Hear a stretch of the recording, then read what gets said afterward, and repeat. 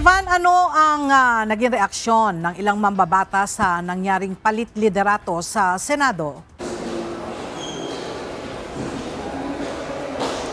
Ella, ayon kay Akbayan Party List Representative Chel Jokno, as far as they are concerned, wala silang kontrol dito sa nangyaring palit liderato sa Senado. Ngunit sa kabila nito ay patuloy nilang babantayan at paghahandaan itong pag-transmit ng articles of impeachment laban kay Vice President Sara Duterte papunta sa mataas na kapulungan ng Kongreso. Conduct a trial forthwith. Yan ang pinanghahawakan ni Akbayan Party List Representative Chel Jokno para sa impeachment trial ni Vice President Sara Duterte ngayong lusot na ito sa pangalawang pagkakataon sa Kamara. Anya, sa kabila ng biglaang pagpapalit ng liderato sa Senado, hindi dapat ito maapektuhan ang mandato ng saligang batas sa mataas na kapulungan ng Kongreso na magsagawa ng paglilitis laban sa isang impeachable official. Once the impeachment court convenes, they are bound by the Constitution. And the Constitution says conduct a trial. It does not give an option to the Senate to dismiss the case outright.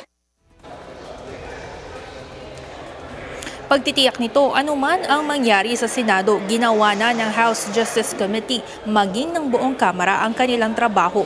Pinaghahandaan na rin anya kung sino ang ipapadalang 11 House members na magiging parte ng panel of prosecutors. Isa si Jokno sa matutunog na pangalang inaasahang magiging prosecutor ng impeachment trial laban kay VP Duterte. Samantala, isa rin sa posibleng maging prosecutor si Manila 3rd District Representative Joel Chua. Ngunit paglilinaw nito, hindi pa pinal ang mga pangalan lalo na at kailangan pa itong pagbotohan sa plenaryo.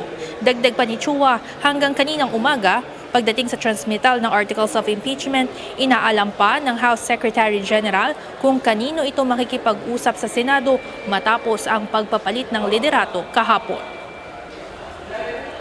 Ella, ayon kay Representative Chua, baka within the week pa formal na mai-transmit itong Articles of Impeachment laban kay Vice President Sara Duterte papunta sa Senado. Ang kanyang inirarason ay dahil ito nga ay sa pagpapalit ng liderato ng Senado kahapon.